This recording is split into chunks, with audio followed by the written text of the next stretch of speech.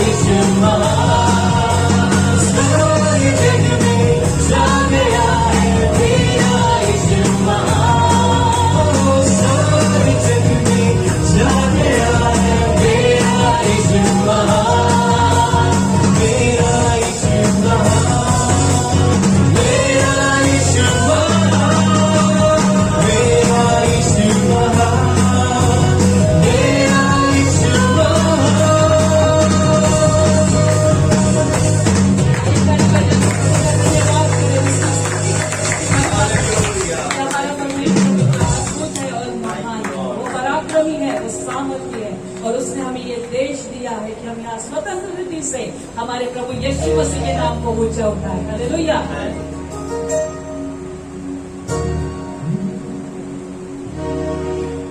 हर मुसीबत में मुझको संभाला, हर मुसीबत में तुझको संभाला। रखवाला यीशु है, रखवाला, रखवाला यीशु है, रखवाला।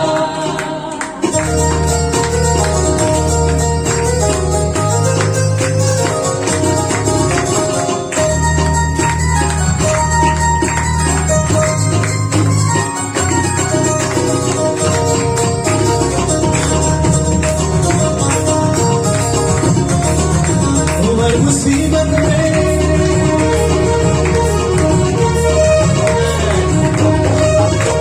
मुसीबत में मुझको संभाला, हर मुसीबत में मुझको संभाला। रखवाला यीशु है, रखवाला, रखवाला यीशु है, रखवाला, रखवाला यीशु है,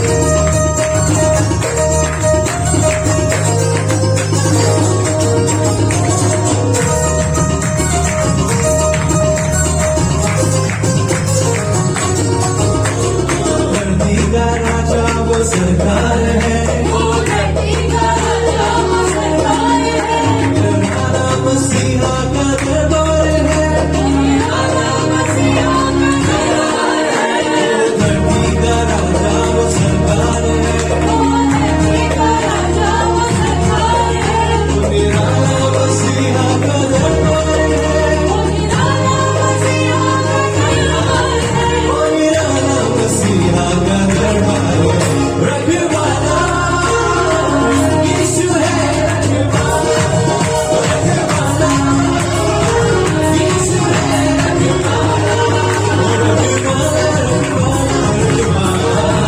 रखवाला यीशु है रखवाला रखवाला यीशु है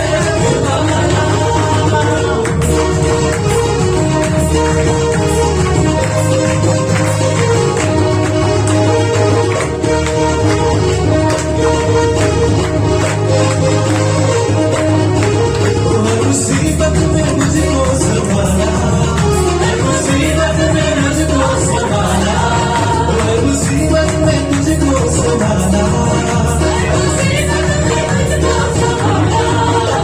मुसीबत में सबको संभाला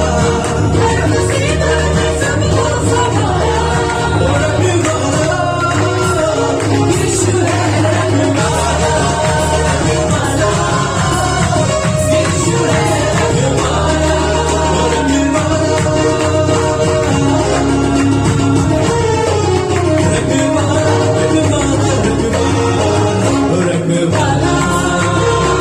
यीशु है रखवाला यीशु है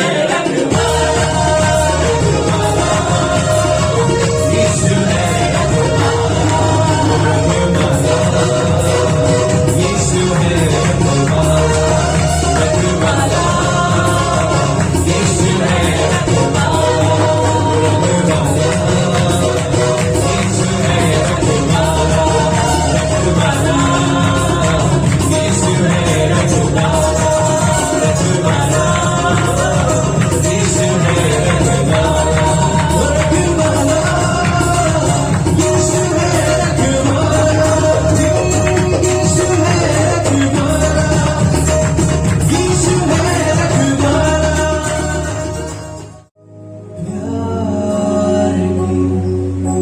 कहाँ से आई नफरत की तलवार जा रहे थे साथ मिलके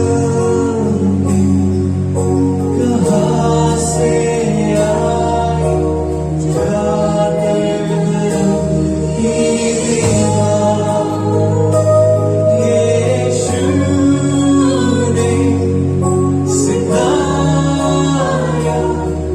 करो तुम दुश्मनों से भी प्यार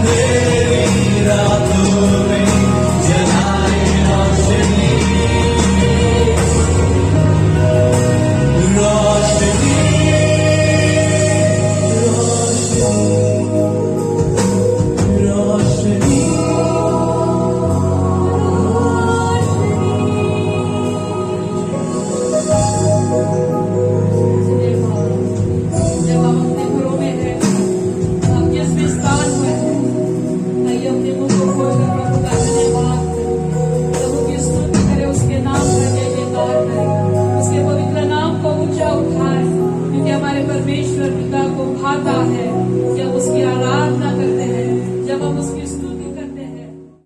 सभी लोग इसे मनाकर परमेश्वर को धन्यवाद दे रहे हैं। सो आइए प्रियो, आज के इस विशेष दिन में हम लोग प्रभु के वचन को हम लोग देखेंगे और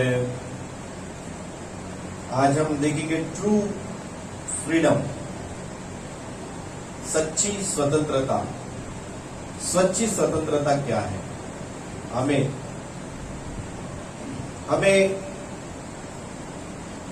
किसी और के गुलामी से आजादी मिली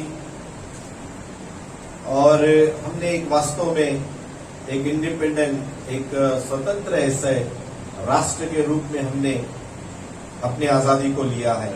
और हम सब लोग सभी के उन्नति के लिए देश के हर एक नागरिक को समान अधिकार, समान न्याय, समान राइट्स सभी को मिले हैं, ताकि कोई भी व्यक्ति छोटा बड़ा और कम ज्यादा नहीं, लेकिन सबको समानता का परमेश्वर ने अधिकार दिया है। हमारे देश का संविधान बहुत ही सुंदर रीति से रचा गया, लिखा गया, और ताकि हम सभी के लिए समानता का आशीष, समानता की ब्लेसिंग्स हम सबके ऊपर रहे। और यही हम दुआ भी करते हैं, जैसे हमने अभी प्रार्थना में गीत गाया कि मेरी यही दुआ कि परमेश्वर मेरे इस देश को सलामत रखे, हर बुराई से, हर प्रकार के दुष्ट लोगों से, भ्रष्टाचार से, गरीबी से, दरिद्रता से, बीमारी से हम सबको आजाद रखे, जाति भेद से, धर्म भेद से, पंथ भेद से परमेश्वर हमको आजाद रखे और सबको यूनिटी में, एकता में हमको सबको लेकर चले। आमीन। आज के मेरे प्रियो, इस सुबह के समय हम परमेश्वर के वचन की ओर आगे बढ़ते हुए यूहन्ना रचित सुसमाचार उसका 8 अध्याय और उसके 36 वचन में इस प्रकार से लिखा है, जो हमारे परिचय का वचन है और हम सब जानते हैं। यूहन्ना रचित सुसमाचार इसके 8वें अध्याय और उसके 36 वचन में इस प्रकार से लिखा है, इसीलिए यदि पुत्र तुम्हें स्वतंत्र करेगा तो सचमुच तुम स्वतंत्र हो जाओगे। द वर्ड सचमुच, ये जो है ट्रूली या वास्तव में, really you will get free, you will get freedom. आमीन। यदि पुत्र तुम्हें स्वतंत्र करे। बाइबल हमें सच्ची स्वतंत्रता के विषय में हमसे कहती है, और ये सच्ची स्वतंत्रता है हमारी आत्मिक स्वतंत्रता, स्पिरिचुअल फ्रीडम। हम सब ने दैहिक स्वतंत्रता, हमने आजादी को पाया है और हम हमारे देह को हम जहां चाहे वहां ले जा सकते हैं, जहां चाहे हम रह सकते हैं। बीच में 1.5 साल से कोरोना महामारी जैसे चीजों ने थोड़ी सी हमारी आजादी को थोड़ा सा क्या किया, चुरा लिया। हम चाहकर भी बाहर नहीं जा सकते थे, हम चाहकर भी दुकान नहीं खोल सकते, हम चाहकर भी हम रिश्तेदारों के यहाँ मिलने नहीं जा पा रहे थे, हम बहुत सारी चीजें हम नहीं कर पा रहे थे। और कभी कभी ये ऐसे दुष्ट शत्रु जो होते हैं, महामारी, बीमारी, ये हमारी आजादी को चुराते हैं। किसी की बीमारी उसकी आजादी को चुराता है, किसी की गरीबी दरिद्रता उसकी आजादी को, स्वतंत्रता को, के आशीष को चुराती है। किसी के रिश्ते नहीं होना, दोस्त नहीं होना, खालीपन, अकेलापन उसके जिंदगी को, उसकी आजादी को चुराता है। आपकी अशिक्षित होना आपके आजादी को चुराता है। आपके जीवन में जो भी, चाहे शारीरिक, भौतिक, सामाजिक, आर्थिक, आत्मिक रीति से जो भी आपके जीवन में रुकावट डालता है, वो आपके आजादी को छीनता है। और हमने पिछले 1.5 साल से इस बात को, स्वतंत्रता के महत्व को हमने समझा है कि आजादी कितनी इंपॉर्टेंट होती है। आपको यदि 8 दिन, 10 दिन, 15 दिन घर के अंदर यदि कहा जाए कि आपको कैद होकर रहना है, आपको क्वारंटीन जैसे शब्द यूज करके उसको थोड़ा सा अच्छा शब्द बोलकर, वो तो एक्चुअली यदि हम कहते थे कि आपको कैद में रहना है तो आपको बहुत बुरा लगता था, लेकिन बड़ा सुंदर शब्द उपयोग में आया, क्वारंटीन, अपने आप को अलग कर लेना, है ना, एकांत में रहना, इवन घर में भी अलग रहना। तो ये अपने आप में एक बहुत बड़ी हमारी आजादी के ऊपर क्या है, एक बहुत बड़ा आघात है, बहुत बड़ी मार है ये। और ये जो आता है, ये सब चीजें ये शैतान की ओर से आती है, ये सब दुष्ट आत्माओं के तरफ से आती है, ये अंधकार के तरफ से आता है। परमेश्वर नहीं चाहता कि कोई भी बीमार रहे, इसीलिए बाइबल बताती है कि यीशु मसीह हमारे पापों को क्रूस पर, इसके पहले कि वो क्रूस पर चढ़ाया जाए, हमारे शिफा के लिए, हमारे शारीरिक, हमारे आजादी के लिए प्रभु ने 39 कोड़ों की मार सही, ताकि हम सब लोग क्या हो सके, हम आजाद हो सके, हम सब लोग शारीरिक बीमारी से, दरिद्रता से, शरीर के हर एक तकलीफों से हम आजादी को पा सके।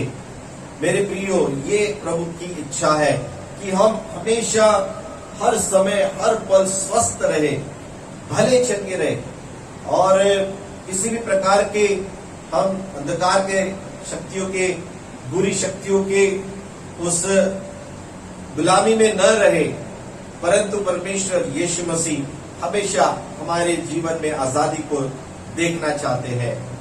सो Jesus took all our infirmities, उसने सारी हमारी दुर्बलताओं को ले लिया और उसने हमें अंधकार से छुड़ाकर उजाले के जीवन को दिया। उसने हमें परमेश्वर का ईश्वरीय जीवन दिया है, ताकि हम आगे में हम कोई भी शैतान और कोई भी अंधकार का राज्य हम पर कभी भी हम पर राज्य न करे। इसलिए उसने हमेशा के लिए हमको आजाद किया है, हमेशा के लिए। आपके मन में ये आजादी को आपने सबसे पहले कबूल करना जरूरी है। जब आपका मन इस आजादी को ग्रहण करता है, तब आप वास्तव में आजाद हो जाते हैं। लेकिन यदि आपका मन यदि इस आजादी को नहीं ग्रहण करता, अभी भी आपको भय है, डाउट है, शक है, तो आप अपने इस आजादी को एंजॉय नहीं कर पाते। क्योंकि बाइबल बहुत स्पष्ट कहती है इब्रानियों 11 में कि परमेश्वर के पास आने वाले को विश्वास करना चाहिए कि वो है, और अपने मांगने वाले को प्रतिफल देता है। सबसे पहले वो है ये विश्वास करना है, और तब आपको उसके पास आना है। यदि आप, परमेश्वर ने जो कुछ आपके जीवन में किया, परमेश्वर ने जो आशीष आपको दिया है, परमेश्वर ने आपको जो आजादी दिया है, छुटकारा दिया, चंगाई दिया है, उसको यदि आप अपने मन में, अपने हृदय में यदि आप उसे ग्रहण नहीं करते, यदि उस पर आप विश्वास नहीं करते, तो मेरे प्रियो, आजादी वहां पर रहने के बावजूद भी आप मानो एक गुलाम के नहीं है। मैंने पिछले कुछ सप्ताह पहले मैंने इस बात को बताया कि जब नाबालिग होते हैं या छोटे होते बालक होते हैं, यद्यपि ये सारे वस्तुओं के स्वामी रहने के बावजूद भी उनमें और नौकरों में, दासों में कोई फर्क नहीं होता, क्योंकि वे सारे संपत्ति के अधिकारी है, लेकिन इसलिए क्योंकि वो नासमझ है। उन्हें परमेश्वर की बातों का, परमेश्वर के वचन का, परमेश्वर की जो अनुग्रह का कार्य हुआ है, उसके विषय में वो अनजान रहते हैं, और इसलिए उन्हें भी दास के साथ में ही रहकर दास का जीवन जीना पड़ता है। वो फ्रीडम उनके पास में है, उनके फ्रीडम के लिए सब कुछ है, लेकिन फिर भी उनको किसी न किसी की अधीनता में रहना पड़ता है। आज भी कलीसिया के लोग इस प्रकार से अपनी जिंदगी को जी रहे हैं कि वे प्रभु में विश्वास करते, प्रभु को जानते हैं, फिर भी वे गुलामी का जीवन जीते। क्यों? क्योंकि उनके मन में उन्होंने उस सच्चाई को, उस आजादी को उन्होंने ग्रहण नहीं किया जो प्रभु यीशु मसीह ने 2000 साल पहले उनके लिए कलवरी के क्रूस के ऊपर किया, और उसने फ्रीडम की घोषणा कर दी, और उसने कलवरी के क्रूस के ऊपर कहा कि पूरा हो गया, इट इज फिनिश नाउ। अब वहां, यहाँ पर कोई भी कंडमनेशन नहीं है, अब कोई भी यहाँ पर गुलामी नहीं है, अब यहाँ पर कोई भी तुम्हारे ऊपर दोषारोपण नहीं है, अब कोई भी पाप का बोझ, पाप का बंधन अब नहीं रहा गया, लेकिन सब कुछ तोड़ दिया गया है, क्योंकि अब देखो सब कुछ फिनिश हो गया है, सब कुछ मैंने पूरा कर दिया, it is finish now. Hallelujah. और जब मेरे प्रियो आप ये आजादी को, ये सच्चाई को अपने दिल से ग्रहण करके कहते कि परमेश्वर मैं तेरा धन्यवाद करता हूं, तेरा शुक्रिया करता हूं, तब वो आजादी और वो आशीष, वो फ्रीडम, वो सेलिब्रेशन तुम्हारे जिंदगी में आप जीते लगते हो। You need to celebrate the victory every day. आपको अपने जीवन में प्रतिदिन वो आजादी को और वो विजय को हमेशा आपको मनाना चाहिए जो यीशु मसीह ने क्रूस के ऊपर आपके और मेरे लिए कर दिया है, ले लिया है। इसलिए यह कहा है 36 वचन में, इसलिए यदि पुत्र तुम्हें स्वतंत्र करेगा। Jesus, who is Jesus? He is the son of living God. यीशु मसीह कौन है? वो जीवते परमेश्वर का पुत्र, जो हमारे लिए मानव बनकर आया, हमारे लिए साधारण मनुष्य बनकर आया, जो हमारे लिए क्रूस के ऊपर, सलीब के ऊपर मारा गया, गाड़ा गया और मुर्दों में से जी उठा, ताकि वो हमेशा जीवित रहे। इसीलिए वो जीवित परमेश्वर है।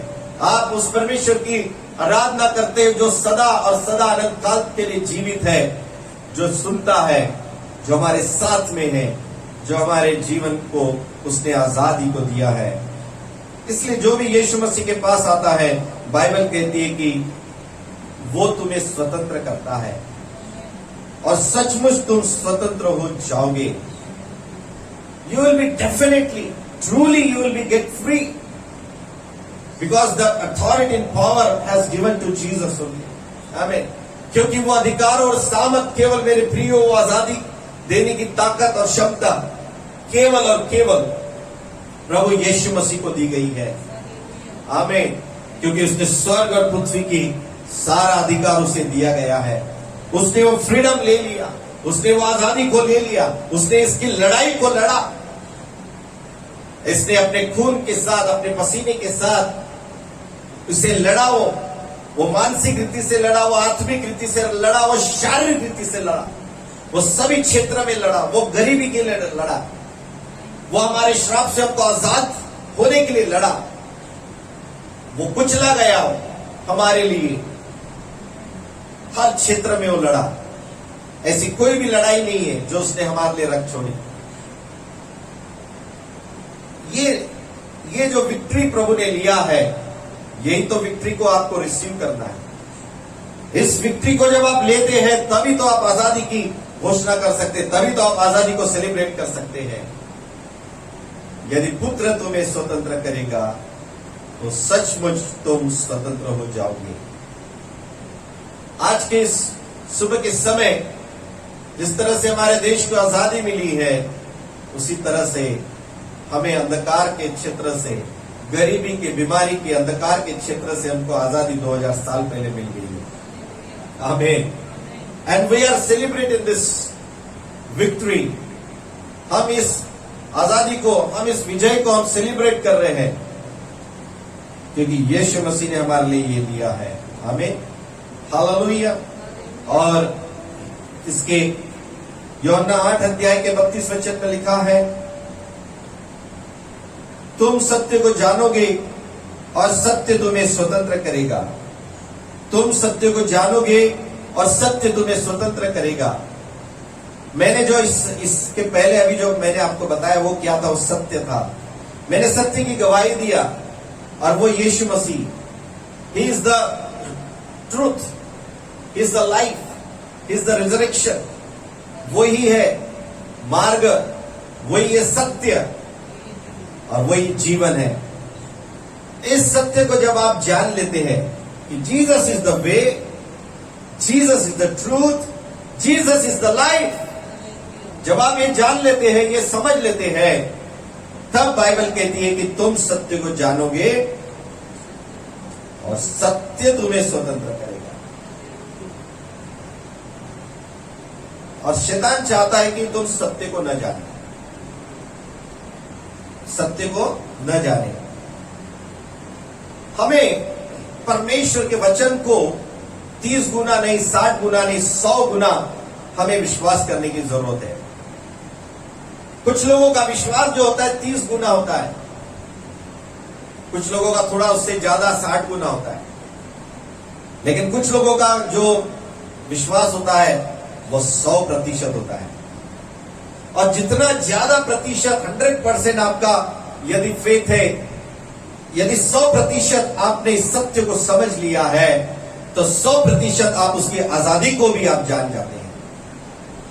इसलिए क्योंकि कलीसिया परमेश्वर के वचन में बहुत बार कमजोर होती है, वे परमेश्वर के वचन को पूरा 100% ध्यान नहीं देते। क्योंकि 100% यदि आपने प्रभु के वचन पर विश्वास करना सीख गए, यदि ध्यान देना सीख गए, तो 100% फल भी आप उसका देखेंगे। You will see the great fruit. आमीन। 100% परमेश्वर आपको 100% उसके आजादी की वो ब्लेसिंग्स को सेलिब्रेट करने के लिए आपकी मदद करेंगे। आमीन। हालेलुया। That's why we need to believe and focus on the word of God 100%, not the 30 or 60%. कुछ लोग थोड़ा समय परमेश्वर का वचन का आनंद लेते हैं because they only believe 30%. कुछ लोग थोड़ा ज्यादा और लेते हैं, कुछ समय थोड़े से और थोड़े ज्यादा विश्वासी मजबूत होते हैं, और वे 60% वो इसका आनंद लेते हैं। But some people are very very smart people. They know the word, there is a life. वो जानते हैं कि ये जो वचन है इसमें जीवन है, इसमें सत्य है, इसमें छुटकारा है, इसमें चंगाई, इसमें आजादी, इसमें जीवन है, इसमें फाइनेंसेस है, इसमें स्वास्थ्य है, इसमें शांति है। जब वे 100% समझ जाते हैं, वे इस वचन के द्वारा स्वतंत्रता को पाते हैं। Who will deliver you? कौन आपको छुड़ाएगा? कौन आपको स्वतंत्र करेगा? The Bible says the truth which you will know. जो सत्य तुम जानते हो, जो सत्य को तुम समझते हो, वो सत्य आपको आजाद करेगा, ना कि और कोई। Hallelujah. So what is your duty, my duty? आपका और मेरा कर्तव्य क्या है कि उस सत्य को अच्छे से समझना और उस सत्य पर विश्वास करना। कि जितना वो सत्य आपके हृदय में, आपके मन में, आपके विचारों में आते जाता है, और जितना उस सत्य से आप भरते जाते हैं, उतना वो आजादी तुम्हारे अंदर में पनपने लगती है, उतना आनंद आजादी का तुम्हारे अंदर आने लगता है, उतना सेलिब्रेशन आपके जीवन में बहने लगता है। You need to celebrate the victory every day, but it is depend only on you. आप प्रतिदिन इस आजादी को एक्सपीरियंस कर सकते हैं, मना सकते हैं, लेकिन ये आपके ऊपर ही डिपेंड है। ये आपके लिए कोई दूसरा आजादी को मना नहीं सकता, वो अपने लिए मनाएगा। आपका छुटकारा, आपका चंगाई, आपकी आजादी आपके हाथ में है। We can just pray, we can just help you to understand the word of God. हम आपके लिए केवल दुआ कर सकते हैं, हम आपको समझा सकते हैं परमेश्वर का वचन किस तरह से कार्य करता है, हम इधर, लेकिन उसे ग्रहण करना, उसे अंडरस्टैंडिंग करना, उसे लेना, उस पर विश्वास करना, उस पर मनन करना, ये केवल और केवल आपके ऊपर में है। हालेलुया। नहीं तो सारे के सारे लोगों के लिए हम यहां से बोल नहीं सकते थे, सारे के सारे लोग यीशु के नाम से पूरे देश के लोग आजाद हो जाए, चंगे हो जाए, तो सारे चंगे नहीं रहते।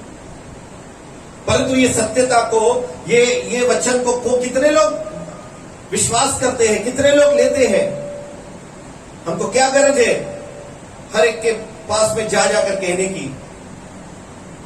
हम तो यही से प्रार्थना कर सकते हैं पूरे दुनिया के लिए, पूरे लोगों के लिए, but why it will not work? परंतु ये क्यों नहीं काम करेगा?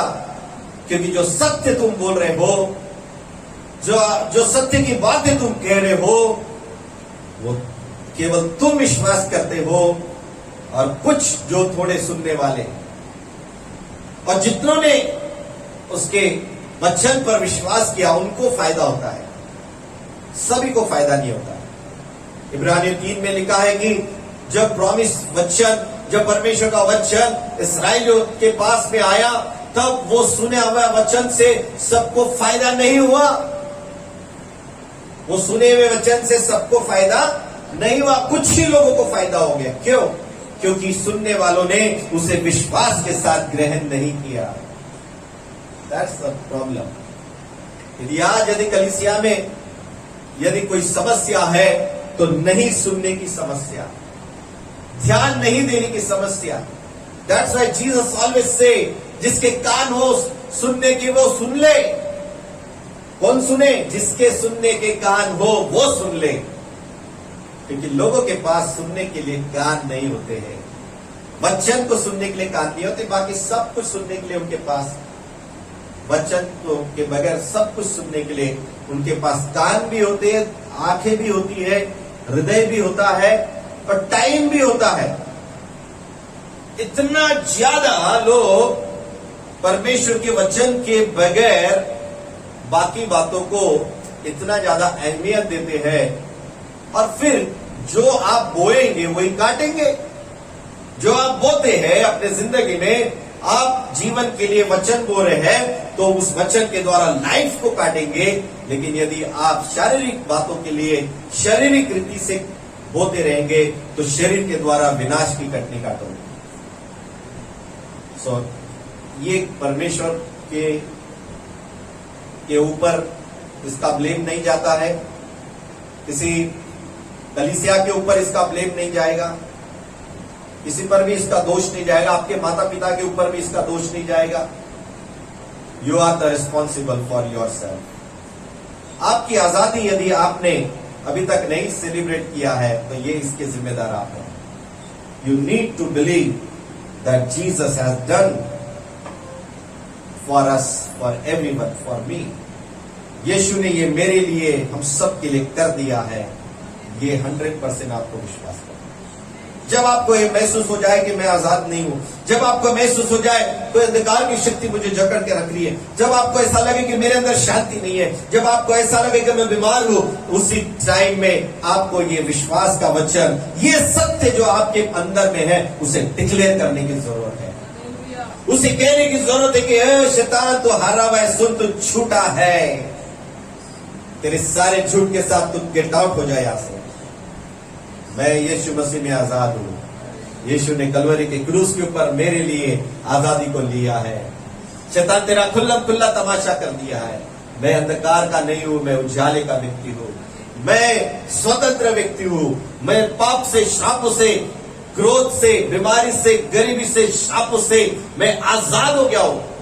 मेरे ऊपर अभी पाप की प्रभुता नहीं है, मेरे ऊपर कोई भी अंधकार की शक्ति की प्रभुता नहीं है। सुन, तू हारा हुआ है, यीशु मुझ में जो है वो जीवित है, और इसलिए मैं जीवित हूं, इसलिए मैं विजयी हूं। जैसे ही आप ऐसा करते हैं, बाइबल कहती है कि शैतान का सामना करो और शैतान भाग जाएगा। हालेलुया। परमेश्वर के अधीन हो जाओ, परमेश्वर के यानी उसके वचन के अधीन हो जाओ और शैतान का सामना करो और वो तुम्हारे पास से भाग जाएगा। How he will flee. यीशु के पास में शैतान क्या करते हुए आया? वो आधा वचन लेकर आया, पूरा वचन लेकर नहीं आया, आधा वचन लेकर आया, और उसे कोशिश करने लगा कि वो अपने बातों पे वचन से उसको फंसाए। लेकिन यीशु मसीह ने जो वचन, सत्य वचन है, वो बोलकर उसको क्या किया? भगा दिया। हमें you need to cast out devil in all your areas. आपके जीवन के हर उन क्षेत्र से शैतान को भगाने का काम प्रभु ने आपको दिया है, कोई दूसरा आके नहीं करेगा आपके लिए, बिकॉज वो सारे हथियार प्रभु ने तुमको दिया है। इफिसी के पत्र 6 अध्याय में लिखा है कि तुम सारे हथियारों को क्या करो? अस्त्र शस्त्रों से अपने आप को बांध लो, ताकि तुम बुरे दिनों में सामना कर सको। हमें बुरे दिनों में क्या कर सको? सामना कर सको। कौन सामना करेगा? हर एक विश्वासी। विश्वास की ढाल लो, जो आत्मा की तलवार लो, जो परमेश्वर का वचन है। हमें सत्य से कमर कस लो, सत्य वचनों से, यीशु जो सत्य है उससे अपनी कमर कस लो। हमें धार्मिकता के झिलम, जो प्रभु यीशु ने आपके पापों को उठा लिया और आपको धर्मी बनाया, परमेश्वर के पास जाने के लायक बनाया, उस धार्मिकता के झिलम को पहन लो। हमें उद्धार का टोप पहन लो कि यीशु ने मुझे आजाद किया है, मैं आजाद हूं। उस उद्धार को ले लो, उस छुटकारे को ले लो। बाइबल कहती है, मत्ती रचित सुसमाचार उसके पहला अध्याय 21 वचन में लिखा है इस प्रकार से,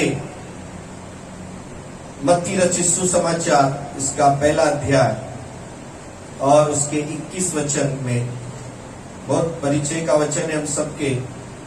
ऐसा लिखा है, वह पुत्र जनेगी और तू उसका नाम यीशु रखना, क्योंकि वह अपने लोगों का उनके पापों से उद्धार करेगा। यीशु मसीह जो सत्य है, वो अपने लोगों का उनके पापों से उद्धार करेगा। उद्धार करेगा यानी छुटकारा देगा। उसका नाम ही यीशु है। यीशुआ, उसका मतलब ये होता है उद्धार करता। उसका मतलब ये है छुटकारा देने वाला। उसका मतलब ये है पापों से आजादी देने वाला। The name of Jesus brings victory, deliverance. उसके नाम में ही है यीशुआ छुड़ाने वाला। आमीन, हालेलुया। बाइबल कहती है जब मूसा मर गया तब परमेश्वर ने यहोशू को खड़ा किया।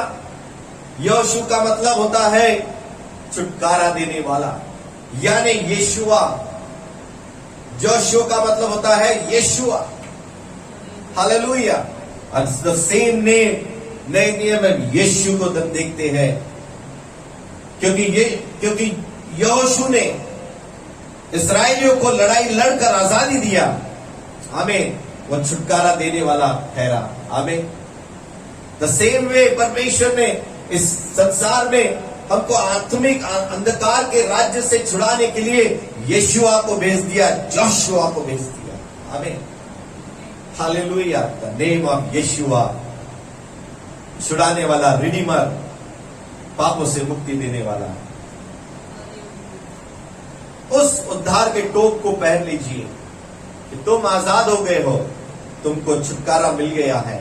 तुम छुटकारा मिलने वाला नहीं है, मिल चुका है। यीशु ने आपके लिए कर दिया है। ये विश्वास जो करेगा अपने मन में, उसका उद्धार, उसकी रक्षा करेगा। हालेलुया। इसलिए ये सारे अस्त्र शस्त्र धारण कीजिए और मेल के तैयारी के जूते पहन लीजिए। मेल, यीशु मसीह का संसार के साथ मेल होना के लिए,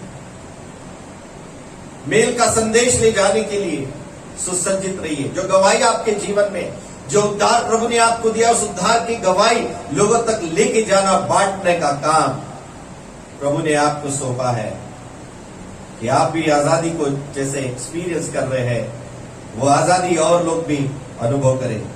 मरकुस रचित सुसमाचार उसका 5 अध्याय और उसके पहले वचन से 20 वचन तक इस प्रकार से लिखा है।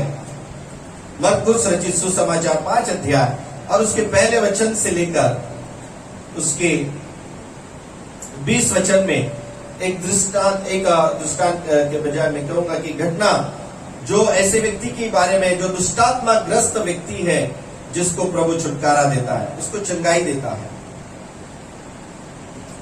मैं थोड़ा सा पढ़ूंगा पहले वचन से। वे झील के पार गिरासेनियों के देश में पहुंचे।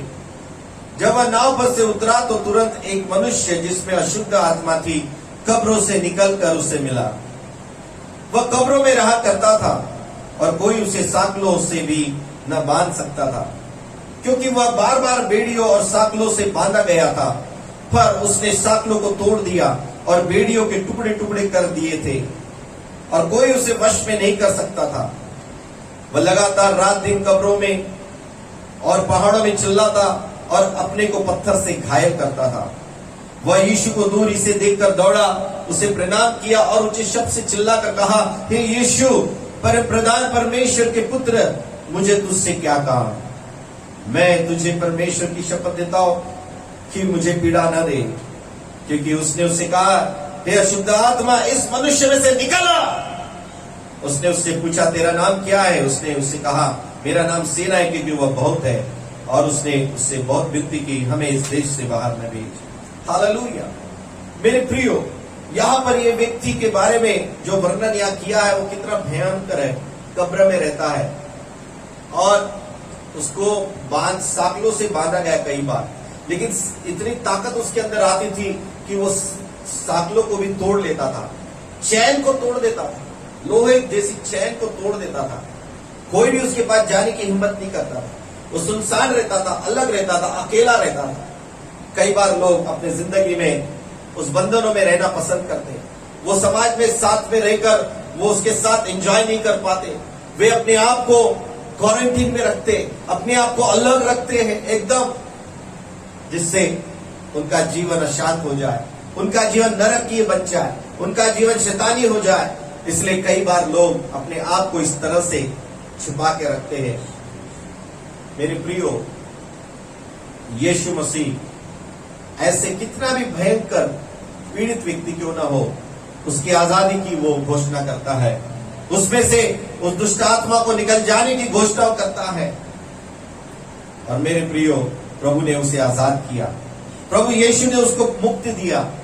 उसके अंदर बहुत सारी सेना थी, उसके अंदर बहुत सारी अनगिनत दुष्ट आत्माएं थी। प्रभु ने उसमें से उसको निकालकर आजाद कर दिया। हालेलुया। प्रभु ने उससे कहा 1996 में अपने घर जाकर अपने लोगों को बता कि तुझ पर दया करके प्रभु ने तेरे लिए कैसे बड़े बड़े काम किए। आमीन। प्रभु ने तेरे लिए कैसे बड़े बड़े काम किए, तू जाकर लोगों को बताना। मेरे प्रियो, जो आजादी तुमको मिली है, जो छुटकारा तुमको मिला है, वो तुमको बताना है। ये व्यक्ति का जब छुटकारा हुआ था, इसने कहा प्रभु मुझे तेरे साथ चलने की आज्ञा दे। प्रभु ने कहा नहीं, तू मेरे साथ मत आ, लेकिन तू अपने घर में, अपने रिश्तेदारों में, अपने मित्रों में जा और उन्हें जाकर बता कि परमेश्वर ने तेरे लिए कैसे बड़े महान काम किए हैं। आपके पास जो आजादी है, आपके पास जो चंगाई है, आपके पास जो छुटकारा है, आपके पास जो प्रभु का नाम है, क्या वो आपने अपने मित्रों, अपने परिवार, अपने रिश्तेदारों के साथ बांटा है क्या? यदि आप सचमुच विश्वास करते तो आप बांटेंगे। यदि आपका विश्वास 30 गुना है, 60 गुना है, तो अभी भी आप रुके रहेंगे, क्योंकि आपके अंदर पूरी तरह से वो आजादी नहीं आई है। एक आजाद व्यक्ति ही दूसरों को आजादी की बातें बोल सकता है। एक कमजोर व्यक्ति, एक गुलाम व्यक्ति दूसरों को आजादी के विषय में अनुभव नहीं बता सकता। लेकिन एक वास्तव में जो सच्ची रीति से आजाद होता है, जिसको प्रभु का प्रेम, जिसको परमेश्वर की दया, शांति और अनुग्रह को जिसने पाया है, वही उसके बारे में बता सकता है। लेकिन जिसके पास में वो शाश्वत नहीं है, यकीन नहीं है उसको पूरी तरह से, वो डरा हुआ रहता है। वो अभी भी अपने आजादी के विषय में वो शक में रहता है। ऐसा व्यक्ति अपने लिए भी घातक होता है और औरों के लिए भी। ऐसा अधूरा विश्वास का जीवन आपको कभी भी परमेश्वर की आशीषों से आपको नहीं भर सकता। ऐसा व्यक्ति दुचित्ता है, बाइबल कहती है। जेम्स याकूब की पत्री में लिखा है कि ऐसा व्यक्ति दुचित्ता है जो समंदर की लहरों के नाई होता है, कि लहरें जब उठती है तब वो उठता है, और जब लहरें नीचे होती तो नीचे हो जाता है। ऐसा व्यक्ति कभी ये न समझे कि परमेश्वर से उसको कुछ प्राप्त होगा। You will not get anything. You need to believe 100%. Whatever you receive, you need to believe 100%. जो कुछ आपने विश्वास किया, जो कुछ आपने पाया, उस पर 100% विश्वास करो, तभी आप उसकी पूरी आशीष को आप अनुभव कर सकते हैं। और आपको बताने के लिए भी ताकत रहेगी, हिम्मत रहेगी, आनंद रहेगा, खुशी रहेगी। आज हम 15 अगस्त इसलिए सेलिब्रेट कर पा रहे हैं। हम सुबह सुबह ऊपर गए अपने टेरिस पे, और वहां पर हमने आसपास के पड़ोसियों को जमा करके हमने राष्ट्रगान गाया, अपने देश के लिए प्रार्थना किया, हमने सेलिब्रेशन किया। हालेलुया, आमीन। इसलिए हम ये कर पाए क्योंकि हम वास्तव में आजाद है।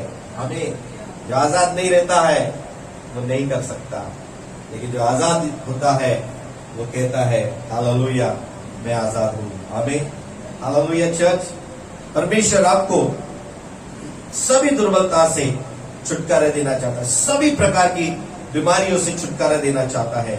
मत्ती रचित सुसमाचार उसके 9 अध्याय में हम पढ़ेंगे, 9 अध्याय और उसका 35 वचन। 9 अध्याय का 35 वचन ऐसा लिखा है, और यीशु सब नगरों और गांव में फिरता रहा और उनके आराधनालयों में उपदेश करता और राज्य का सुसमाचार प्रचार करता और हर प्रकार की बीमारी और दुर्बलताओं को दूर करता रहा। आमीन। What a wonderful Jesus। यीशु मसीह क्या करता रहा? वो लोगों की बीमारी और दुर्बलताओं को, सिकनेस, वीकनेस, डिसीजेस को दूर करता रहा, उनको आजाद करता रहा।